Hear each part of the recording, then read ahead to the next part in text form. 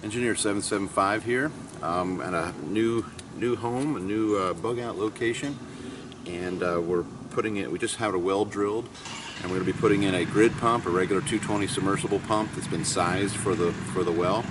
And I'm working with a very experienced pump installer. Has been working on these pumps and wells for about 50 years. So I'm really here to pick his brain on a few things, and then I'm also putting in a simple pump, hand pump along with it. So a lot of times it's the best thing to do if you're getting a new well drilled is to contact me, and we'll put a cap in place first. And once the cap's in place, then we can put the submersible pump in, and that makes it so much easier than having to pull the other pump. So we're going to go through this kind of step by step and get the pump in the well, and later on we'll hook it to the bladder tank in the house. All right. Great tool, sonic water level meter. The first thing we do on the job is we want to verify our static water level. So you hold the button down, and I don't know if you can hear it, but the sonic is shooting. We got 41-foot static water level, temperature 44 degrees. This is a meter from ravenscorp.com. It's a 7-gallon a minute well. We're putting what is it, 1 horsepower? 8 gallon a minute. 8 gallon a minute Myers submersible pump. And it's been sized. You need to size your pump. You need to know your pump curves so you know what you match your pump to the recovery rate of the well as best you can. All right. Predator Plus. That's a good pump. It's good. I've used the Myers since 1962. Does that have a built-in check?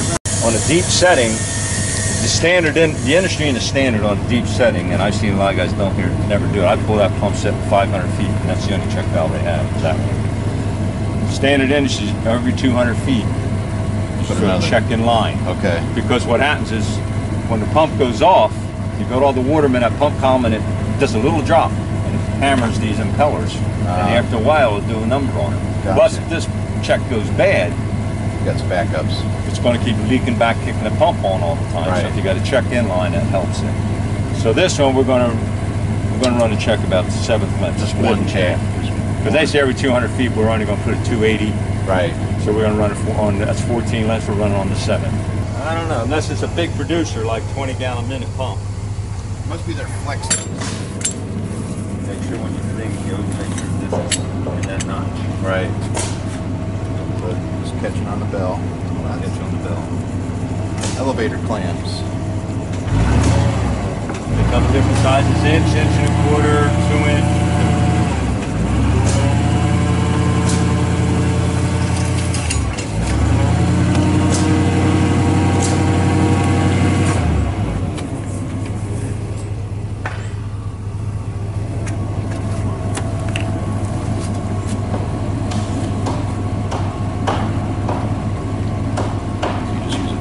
Dope, you don't. Yeah, Teflon dope, that's it.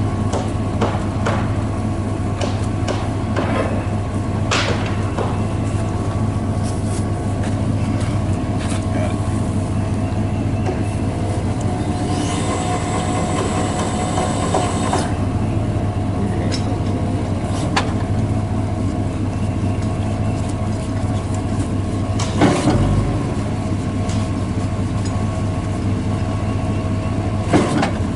Do you ever have to put a low water sensor in on a well? Have you ever had to do that? I have, but it got to the point with all the cables and everything going down, it got to be a real pain. But so if I do anything, just size the pump smaller? Size the pump where I can put, like the one I'm doing now, I can put a water restrictor on top at the discharge. Yeah. They come in 1 gallon, 2 gallon, 3 gallon, 5 gallon a minute. Yeah. So no matter what the pump's pumping, it's only going to pump 3 gallons or 4 gallons. Ah. So it matches the recovery rate. Yeah, and then the other thing I do is on usually cycle stop valve. No. Huh? You cycle stop valves? You know what those are? No. I've seen a bunch of those. The other thing I do is on anything under 5 gallons a minute is I put a low level pressure switch on the tank. They're the ones with the little lever on the side. Oh, yes. So if the pump pumps out of water and the pressure switch detects a drop, it automatically pops the points open. And they'll have to restart it manually. Yeah. And that could be, and they have to, the homeowner has to understand that, because A lot of times they get a phone call, I'm out of water. Well, they had a lightning storm, they lost power. And you can't be colorblind. Right. It says R, Y, black. Right. People have it, and they hook them up ass backwards. A 3-phase, it doesn't matter, because on a 3-phase, if you don't get, you turn it on, you're not getting the water you want, you just switch any 2 wires. And all these are single phase, most residential. But yeah, those you're going to have 4 wires. Gotcha.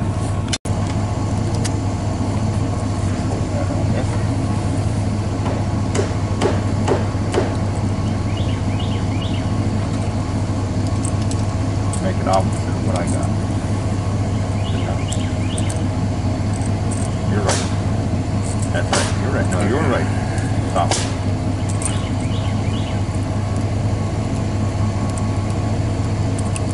Turned out to be a nice day. Absolutely. Get rid of that heat. Good start there.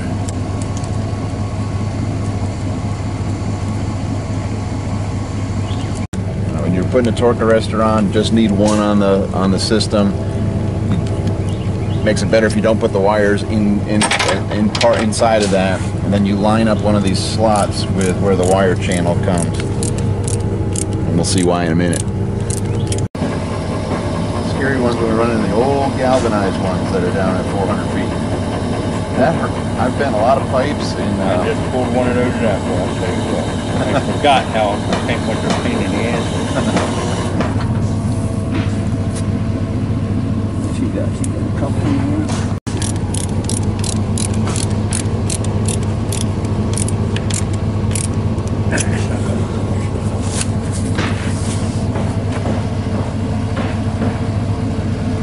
just sizing it up. I got you.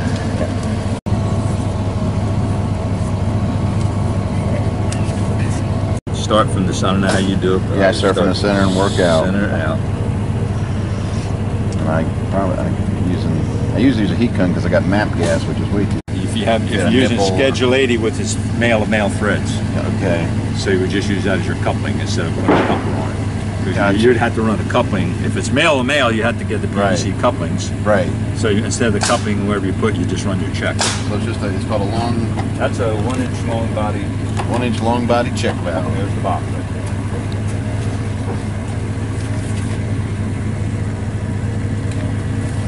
Most guys that I worked on down here, period there last year, where they were having trouble with the check valves in the pump.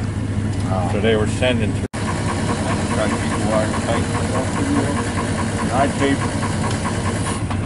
After this, I tape every 10 feet. 2 tapes of wire. Tape it to the pipe first. Yeah, to the pipe first. You're right. And then And tight.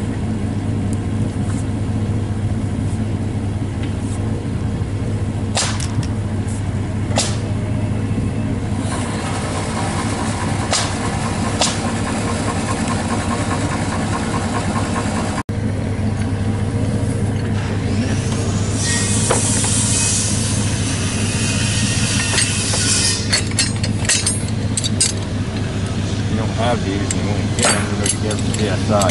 Okay. The DSI is everywhere now. DSI out of like, West Hickory? Columbia. West Columbia. Hickory is where they sell pump trucks and everything. Okay. But I get it out of West Columbia. They come up this way every Tuesday. Make delivery. Every Tuesday.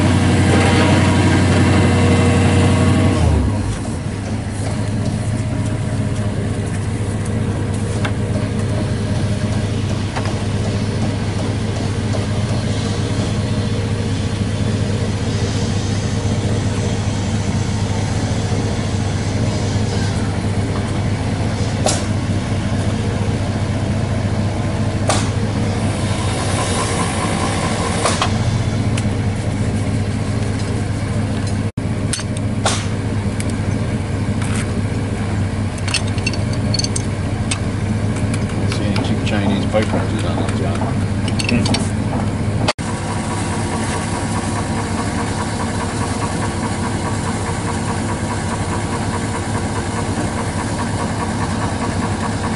You disinfect or anything after you're done? Or Yep, I'll put 4 in it if you want. I'm curious. I usually do put on. Putting a check valve in the middle of this this setup. Usually you put them every 200 feet. I mean, this will take a lot of load off the impeller and the submersible. Okay, we're going to put nipple in here now for the our well seal for the simple pump and this elevator clamp. Got it? Yeah, 1-inch elevator. Got our T's and everything.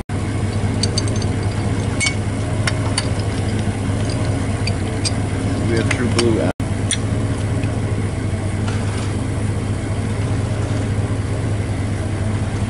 Mine's not quite as nice as this. Alright, we have a lot of homemade stuff. You got feed wires. How much wire do you want left on top? Set screws out. There, it'll go right on.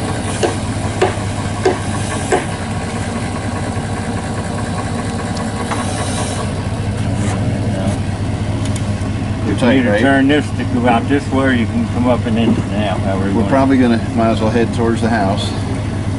That would be fine right there.